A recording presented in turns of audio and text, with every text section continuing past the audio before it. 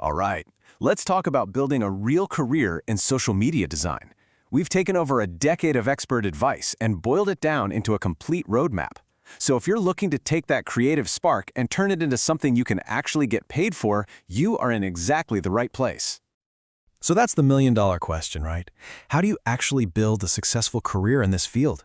It's so much more than just being good with design software. It's about knowing the whole path, from the absolute basics all the way to landing those clients who see your value. And that's what we're going to break down step by step. Think of this as your guide for the whole journey, from getting the right mindset, to practicing your craft, to actually putting a price on your work like a pro. So let's dive into the first crucial step. First things first, we've got to lay the foundation. Before you even think about opening Photoshop or Canva, you have to understand what the goal is. What makes a design not just look good, but actually work? This right here is a really important distinction. You can create a professional design that's technically flawless, the alignment's perfect, the fonts are beautiful, but if it doesn't help the business, it's a failure. A successful design, on the other hand, gets the job done. It gets clicks, it drives sales, it solves a real problem for your client. So, what are the ingredients for a successful design? Well, it all starts with a clear goal. Are we trying to get people to know the brand, or are we trying to sell the product right now? You have to know the brand guidelines inside and out, their colors, their personality, and you absolutely have to design for the platform, because what works on Instagram is going to bomb on Facebook. It's all about designing with a clear purpose. Okay, so you get the theory, you've got the mindset, but how do you practice if you don't have any clients paying you to do the work? It's that classic chicken and egg problem. Well, let's look at a super practical way to build your skills from scratch. This three-step plan is just brilliant. First, you imitate. Find designs you love and just recreate them. This is how you build your technical chops. Next, you remix. You take what you learn from imitating and you start creating something new with those pieces. This builds your creative muscles. And finally, you invent. You create your own projects from thin air. And here's a huge pro tip for that invent stage.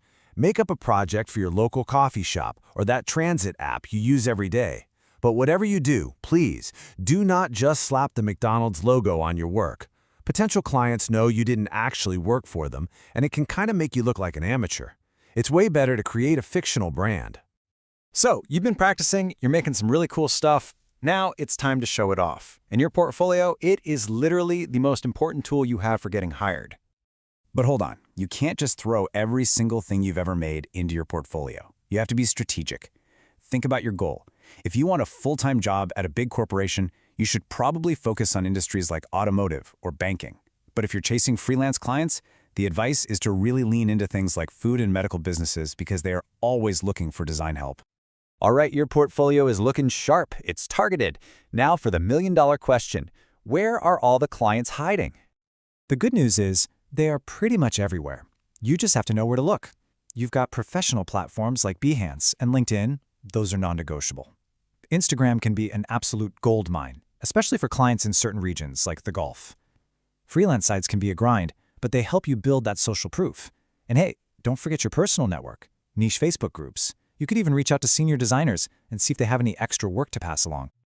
But here is the single most important thing to remember. You have to be consistent. You're not going to land a client from one post. This is a long game. A client might see your work, follow you for 3 months, compare you with others, and then finally reach out. Showing up every day is how you build the trust that gets you hired. So you did it. You landed a client. That's awesome.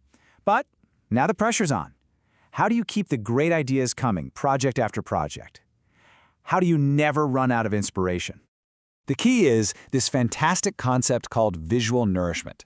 This is not, I repeat, not mindless scrolling on Pinterest. It's about being an active, analytical observer of design. You're not just looking at pretty pictures. You're consciously building a mental library of ideas, solutions, and techniques you can use later. So the next time you're scrolling and a design literally makes you stop, don't just like it and move on. Pause for a second, ask yourself one simple question. Why did this work on me? What was it? Was it the way they paired those two fonts? The really bold color choices? Maybe it was the strange perspective or the way they handled the lighting?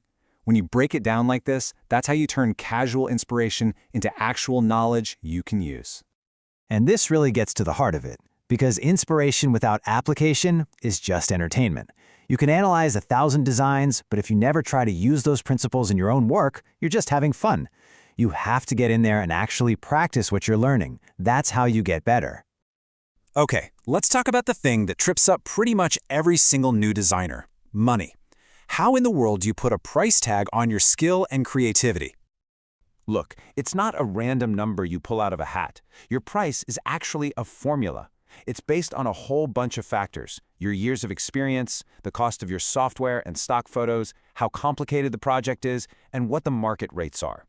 Even the size of the client and how fast they need it plays a huge part. You've got to weigh all of these things. There's this perfect little story that explains this idea. A mechanic fixes a huge machine with just one tap of his hammer and hands over a bill for $10. The owner says, "$10 for one tap?" And the mechanic replies, "It's $1 for the tap and $9 for knowing exactly where to tap." Remember, your price isn't just for your time, it's for your expertise. So there you have it, the complete roadmap from being a beginner to becoming a paid professional. You have the steps, the strategies, the mindset. The only question left is, what is the very first step you're going to take today?